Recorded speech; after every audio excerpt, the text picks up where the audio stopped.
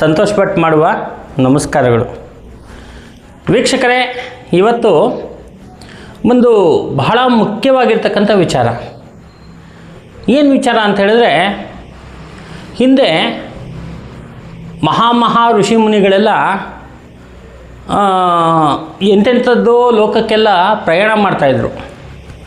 ಆ ಪ್ರಯಾಣ ಕಾಲದಲ್ಲಿ ಅವ್ರ ಕೈಯಲ್ಲಿರ್ತಕ್ಕಂಥದ್ದು ಒಂದು ಕಮಂಡಲ, ಒಂದು ಮಂತ್ರದಂಡ, ಇದೆರಡೇ ಅವರು ಇಟ್ಕೊಳ್ಳೋದು. ಯಾವಾಗಲೂ ಯಾರಿಗೆ ವರ ಕೊಡಬೇಕಾಗಲಿ, ಯಾರಿಗೆ ಶಾಪ ಕೊಡಬೇಕಾಗಲಿ, ಅಥವಾ ಏನೇ ಮಾಡಬೇಕಾಗಲಿ, ಎಂಥ ಶತ್ರುಗಳನ್ನ ಒಂದು ನೋಡಿ ಎದುರಿಸ್ಬೇಕಾದ್ರೂ ಕೂಡ ಆ ಕಮಂಡಲ, ಆ ಮಂತ್ರದಂಡನೇ ತುಂಬ ಇಂಪಾರ್ಟೆಂಟ್ ಇರ್ತಿತ್ತು. ಈ ಕಮಂಡಲ ಅಂತಕ್ಕಂಥದ್ದನ್ನ ಪಂಚಪಾತ್ರೆ ಉದ್ಧರಣೆ ಅಂಥೇಳಿ ನಾವು ಈಗಿನ ಒಂದು ಕಾಲದಲ್ಲಿ ಕರಿತೀವಿ. ಈ ಪಂಚಪಾತ್ರೆ ಉದ್ಧರಣೆ ಯಾವಾಗಲೂ ಎಲ್ಲರ ಮನೆಯಲ್ಲೂ ಕೂಡ ಇರಲೇಬೇಕು. ನಿಮ್ಮ ಮನೇಲಿ ಏನಾದರೂ ಪಂಚಪಾತ್ರೆ ಉದ್ಧರಣೆ ಇಲ್ಲ ಅಂದರೆ ತಂದಿಟ್ಕೊಳ್ಳಿ, ಬಹಳ ಒಂದು ಮುಖ್ಯ ಇದು. ಇಂತಹ ಒಂದು ವಿಶೇಷವಾಗಿರ್ತಕ್ಕಂಥ ಅದ್ಭುತ ಶಕ್ತಿ ಇರ್ತಕ್ಕಂಥ ಆ ಒಂದು ಕಮಂಡಲ ಇದೆಯಲ್ಲ, ಅದರಲ್ಲಿ ಬಹಳ ವಿಶೇಷವಾಗಿರ್ತಕ್ಕಂಥ ಒಂದು ಶಕ್ತಿ ಇದೆ. ಆ ಶಕ್ತಿಯ ಬಗ್ಗೆ ನಿಮ್ಗೆ ಇವತ್ತಿನ ದಿವಸ ಪರಿಚಯ ಮಾಡಿಕೊಡ್ಬೇಕು ಅಂತಲೇ ನಾನು ಈ ಒಂದು ವಿಡಿಯೋವನ್ನು ಮಾಡ್ತಾಯಿರೋದು. ಒಂದು ಸಲ ವಸಿಷ್ಠ ಮಹರ್ಷಿಗಳಿಗೆ ಒಬ್ಬ ರಾಕ್ಷಸನ ಜೊತೆ ಯುದ್ಧ ಸ್ಟಾರ್ಟ್ ಆಗುತ್ತೆ. ಯುದ್ಧ ಸ್ಟಾರ್ಟ್ ಆದಾಗ ಆ ವಸಿಷ್ಠ ಮಹರ್ಷಿ ಯಾಕೆ ಯುದ್ಧವನ್ನು ಮಾಡ್ತಾನೆ ಅಂದರೆ, ವಸಿಷ್ಠ ಮಹರ್ಷಿ ಹತ್ರ ಒಂದು ದಿವ್ಯ ಅದ್ಭುತವಾಗಿರ್ತಕ್ಕಂಥ ಒಂದು ವಸ್ತು ಇರುತ್ತೆ. ಆ ವಸ್ತುವನ್ನು ಆ ರಾಕ್ಷಸನಿಗೆ ಗೊತ್ತಾಗಿ ಅದನ್ನು ನಾನು ಪಡ್ಕೋಬೇಕು, ಕಸ್ಕೋಬೇಕು, ಅದು ನನ್ನ ಅಧಿಕಾರ ಅಂತ ಹೇಳ್ಬಿಟ್ಟು ಆ ರಾಕ್ಷಸ ಬರ್ತಾನೆ. ಬಂದಾಗ ವಸಿಷ್ಠ ಮಹರ್ಷಿಗಳು ಅದನ್ನ ನಿರಾಕರಿಸ್ತಾರೆ. ಇದು ನಿನ್ನ ಅಧಿಕಾರ ಅಲ್ಲ, ದೇವತೆಗಳ ಅಧಿಕಾರ ಅದು ಅಂತ. ಆವಾಗ ವಸಿಷ್ಠ ಮಹರ್ಷಿ, ನೀನು ಯುದ್ಧಕ್ಕೆ ಸ್ಟಾರ್ಟ್ ಆಗು, ನಿನ್ನ ಸಂಹಾರ ಮಾಡ್ತೀನಿ ಅಂದಾಗ, ಆಯಿತು ನಿನಗೆ ಎಷ್ಟು ಬೇಕಾದ್ರೂ ನೀನು ನನ್ನ ಜೊತೆ ಯುದ್ಧ ಮಾಡ್ಬೋದು ಅಂತ ಹೇಳಿದಾಗ, ವಸಿಷ್ಠ ಮಹರ್ಷಿಗಳು ಏನಿಲ್ಲ, ಒಂದು ದೊಡ್ಡ ವೃಕ್ಷದ ಕೆಳಗಡೆ ಕೂತಿರ್ತಾರೆ. ಅವರು ಇಟ್ಕೊಂಡಿರ್ತಕ್ಕಂಥ ಒಂದು ಕಮಂಡಲವನ್ನು ಮುಂದೆ ಇಡ್ತಾರೆ. ಕಮಂಡಲ ಹಾಗೂ ಬ್ರಹ್ಮದಂಡವನ್ನು ಮುಂದೆ ಇಟ್ಬಿಟ್ಟು, ಆಯಿತು ನೀನು ಯುದ್ಧ ಮಾಡಿಸು ಅಂತ ಹೇಳ್ತಾರೆ. ಆವಾಗ ಆ ರಾಕ್ಷಸ ಅನೇಕ ಅಸ್ತ್ರಶಸ್ತ್ರಗಳನ್ನ ಬಿಡ್ತಾ ಇರ್ತಾನೆ.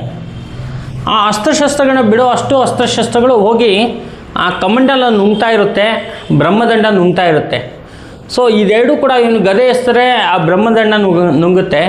ಇವನು ಬ್ರಹ್ಮಾಸ್ತ್ರ ಯೂಸ್ ಮಾಡಿದರೆ ಅಥವಾ ಯಾವುದಾದ್ರು ಒಂದು ಅಸ್ತ್ರ ಯೂಸ್ ಮಾಡಿದ್ರೆ ಅದು ಬಂದು ಕಮಂಡಲ ಅದನ್ನು ನುಂಗುತ್ತೆ. ಅಂಥ ಒಂದು ಅದ್ಭುತ ಒಂದು ಶಕ್ತಿ, ತಪಶಕ್ತಿ ಆ ಒಂದು ಕಮಂಡಲಕ್ಕೆ, ಬ್ರಹ್ಮದಂಡಕ್ಕೆ ಇರುತ್ತೆ.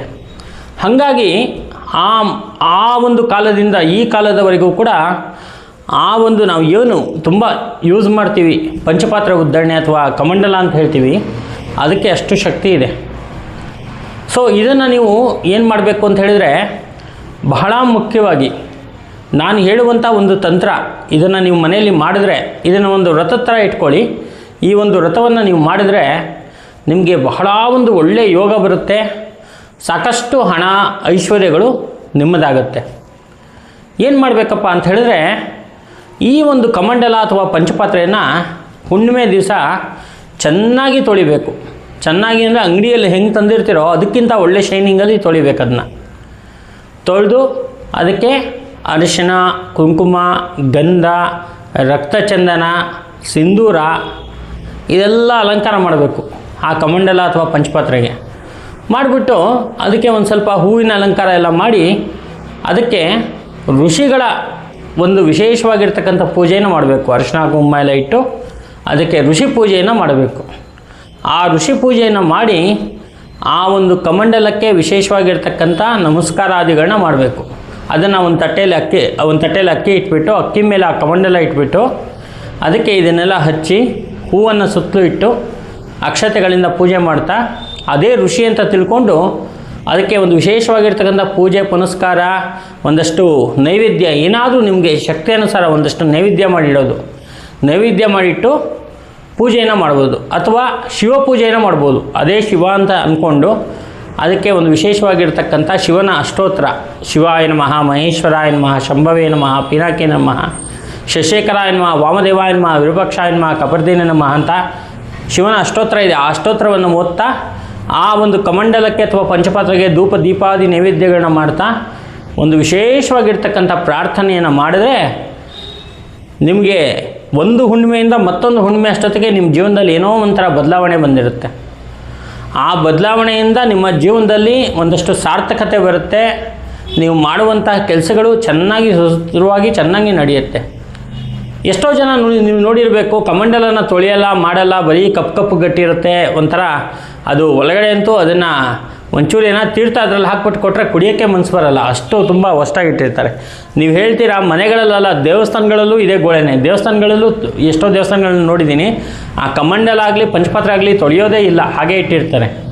ಹಾಗಾಗಿ ಅದು ಭಗವಂತನ ವಿಶೇಷ ಶಕ್ತಿ ಅದರಲ್ಲಿ ಇರುತ್ತೆ. ಯಾಕಂದರೆ ಅದು ಯಾವಾಗಲೂ ಕೂಡ ಭಗವಂತನಿಗೆ ಅದರಲ್ಲೇ ತೀರ್ಥ ಸ್ನಾನ ಮಾಡಿಸೋದು, ಭಗವಂತನಿಗೆ ಆ ತೀರ್ಥವನ್ನು ಕಲೆಕ್ಟ್ ಮಾಡಿ ಅದರಿಂದ ಭಕ್ತಾದಿ ಕೊಡುವಂಥ ಒಂದು ವಿಶೇಷವಾಗಿರ್ತಕ್ಕಂಥ ಸಾಧನ ಪಂಚಪಾತ್ರೆ ಮತ್ತು ಉದ್ದರಣೆ.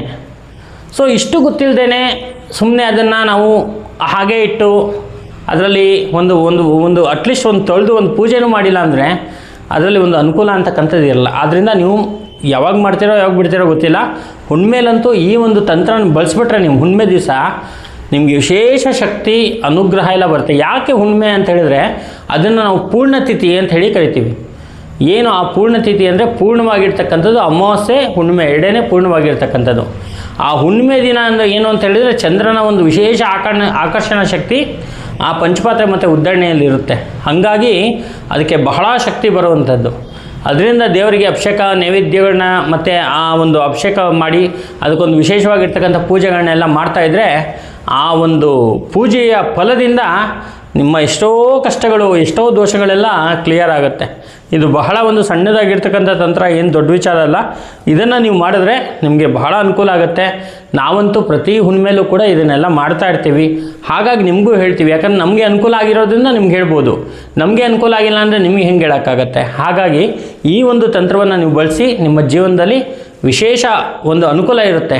ಎಷ್ಟೋ ಮೀಡಿಯಾಗಳಲ್ಲಿ ಏನೇನೋ ಹಾಕ್ತಾ ಇರ್ತಾರೆ, ಅವರ ಒಂದು ವ್ಯೂಸ್ಗೋಸ್ಕರ TRPಗೋಸ್ಕರ ಏನೇನೋ ಸಬ್ಜೆಕ್ಟ್ಗಳನ್ನ ಹಾಕಿ ಹೇಳ್ತಾ ಇರ್ತಾರೆ. ಆದರೆ ನಾವು ಈ ಥರ ಸಬ್ಜೆಕ್ಟು ಯಾವ ಒಂದು ಕಡೆಯೂ ಇದನ್ನು ಹೇಳೋದಿಲ್ಲ. ಹಾಗಾಗಿ ನಿಮಗೆ ವಿಶೇಷವಾಗಿ ಈ ವಿಚಾರ ಗೊತ್ತಾಗಬೇಕಾಗಿತ್ತು, ಈ ಒಂದು ಎಪಿಸೋಡನ್ನು ಮಾಡಿದ್ದೀವಿ. ಇನ್ನು ಮುಂದಿನ ಒಂದು ಎಪಿಸೋಡ್ ಇನ್ನೂ ಒಂದಷ್ಟು ಅನುಕೂಲವಾಗಿರುತ್ತೆ, ನೋಡ್ಕೊಳ್ಳಿ. ನಮಸ್ಕಾರ.